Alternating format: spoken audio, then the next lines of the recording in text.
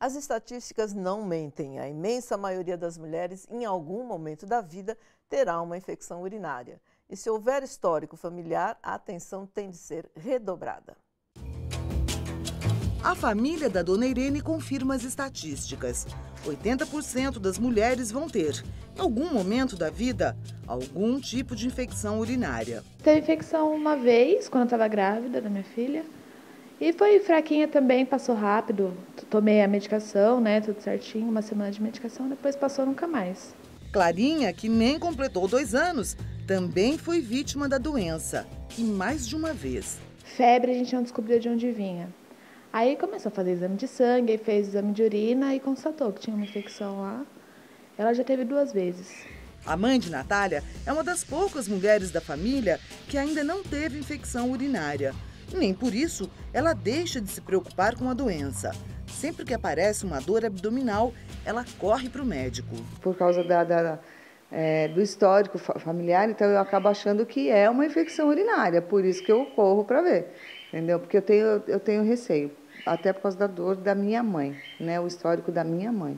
Depois dos 60 anos, um período de muito estresse, dona Irene teve infecções recorrentes. Às vezes até 2 vezes no mês, né? Era muito mesmo. Ia no médico, tomava remédio e melhorava, mas depois ela voltava. Dona Irene conta que na época cuidava do marido doente e no dia a dia cheio de tarefas, acabava adiando a ida ao banheiro. Demorava, porque o tempo era curto.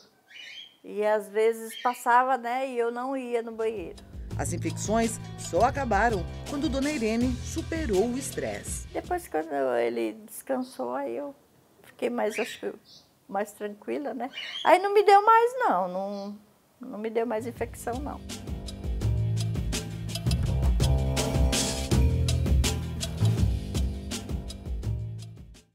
Uma coisa que é interessante dessa história,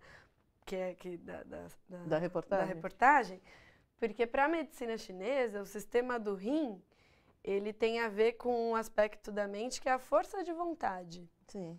E a força de vontade é muito abalada pelo medo. Então, assim, quando a gente vê, às vezes a pessoa não mudou nenhum hábito de higiene, não mudou nenhum hábito, não diminuiu a ingesta hídrica nem nada, e de repente começa a ter infecção urinária.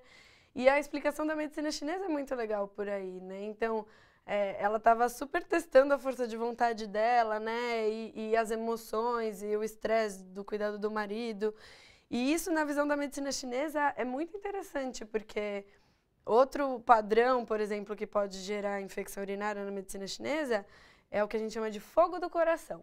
Não é o coração, o órgão em si, mas é o sistema energético do coração, né? Que ele está ligado, ele faz uma ligação com o sistema energético do rim, da bexiga. E aí no fogo do coração, uma energia, como é que isso acontece? Né? Uma emoção muito forte, quando ela para até, a gente tem muitas emoções, pode gerar esse fogo e gerar a infecção urinária. Eu gosto muito da leitura da medicina chinesa porque ela traz essa visão do corpo como um todo, né? De que as nossas vivências, as nossas emoções, elas interferem na nossa saúde. E eu gosto muito também do tratamento, né? Quando eu tenho muito... A acupuntura é uma coisa que a gente não tem muita evidência científica. E eu vejo, na prática, resultados muito melhores. E até quando eu pego alguém com uma infecção urinária recorrente, o tratamento com acupuntura, ele é muito mais eficaz a longo prazo, ao meu ver. Eu não tenho como dizer isso cientificamente, porque eu não tenho evidência para isso. Assim como a questão do alho. Por outro lado, uma medicina que tem mais de 5.000 anos, a gente de alguma maneira deve respeitar um pouco. Eu respeito muito. Eu também. Para mim, assim, é exatamente isso, né? A medicina chinesa tem 5.000 anos de acúmulo de conhecimento. E é preciso levar em consideração. Completamente.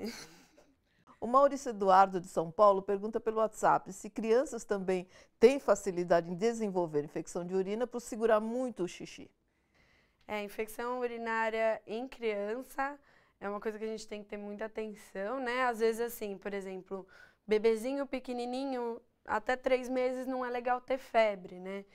E aí, quando a gente tem febre, a gente tem sempre que pensar em infecção urinária, porque aí a gente tem que cuidar com muita atenção de bebê pequeno, né?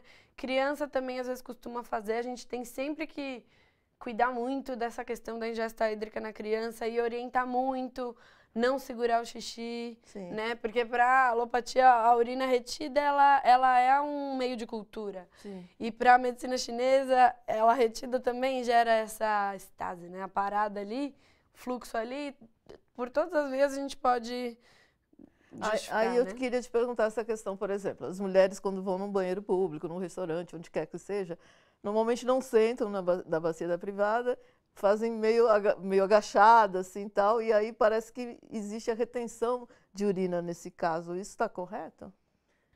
É, a angulação da bacia, né? Quando a gente não senta, a gente não favorece essa anatomia, né? Antigamente, quando a gente não tinha banheiro, a gente fazia agachada, né? As necessidades. Então, isso aumenta a angulação, aumenta o esvaziamento, né? Então, quando a gente nem senta, a gente fica até meio de pé, porque tem isso pra gente não sentar, a gente pode reter um pouquinho mais de urina, sim, isso favorecer. E Então, retendo a sim, possibilidade de infecção. a né? possibilidade. Pois é. Dúvidas das pessoas nas ruas da cidade. Eu queria saber se só beber água já basta para diminuir a infecção, para não ter muita infecção. É a questão que a gente estava falando da hidratação. Com né? certeza, pessoas, todo mundo tinha que tomar água, muita água, 2 vezes por dia. Mas quem tem infecção urinária, ou ainda mais recorrente, a água é remédio. Tem que tomar água, tem que tomar água. Se não tomar água e já tem predisposição a ter infecção urinária, é mais fácil ainda, né? A água, com certeza, faz parte do tratamento, né? Porque a gente fica muito viciado em remédio, né? O remédio... Mas a água faz parte do tratamento, precisa tomar água. Conheça agora algumas causas incomuns de infecção urinária.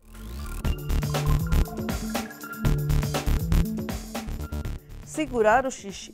Urinar funciona como uma lavagem contínua, dizem os especialistas. Xixi parado na bexiga por muito tempo se transforma em campo para a proliferação de bactérias do mal. Diabetes. Qualquer moléstia que comprometa as defesas do organismo predispõe à infecção urinária. É o caso do diabetes e da AIDS. Prisão de ventre. Ela causa mais que desconforto abdominal. Pela anatomia feminina, as bactérias do trato gastrointestinal empacadas têm facilidade em migrar para a uretra e contaminá-la. E no caso das mulheres grávidas, tem muita relação com a infecção urinária? Como é que é? A gravidez, porque assim, né? Eu tenho uma coisa que é legal a gente falar, porque a gente pensa muito, tem que ficar fazendo exame de urina. O diagnóstico da infecção urinária, ele é clínico. A pessoa, quando ela vem com queixa de infecção urinária, a gente não precisa fazer exame para tratar. A gente já sabe que ela tem, pensando na medicina ocidental no antibiótico, já sabe que ela tem, a gente já pode entrar com antibiótico e não precisa nem colher depois. Sim. Se ela teve melhora do sintoma, não precisa colher depois. A gente só vai colher exame se não resolveu. Ou se estiver complicando, se estiver piorando. No caso do homem, a gente tem que colher exame sempre, né? No caso do homem com queixa urinária, a gente colhe. Mas não é essa rotina de pedir exame, de rotina de urina, ela não tem evidência científica para isso também. Sim. A gente, inclusive, gera falso positivo, porque se todo mundo fizer um exame de urina, um monte de gente vai ter bactéria no exame de urina. Só que a pessoa não tem sintoma, a gente não vai tratar. A gente chama isso de bacteriúria sintomática. Sim. E a gente não tem por que fazer esse pedido de exame se a gente não vai tratar bacteriúria sintomática em ninguém. A gente só vai tratar bacteriúria sintomática na grávida. Sim.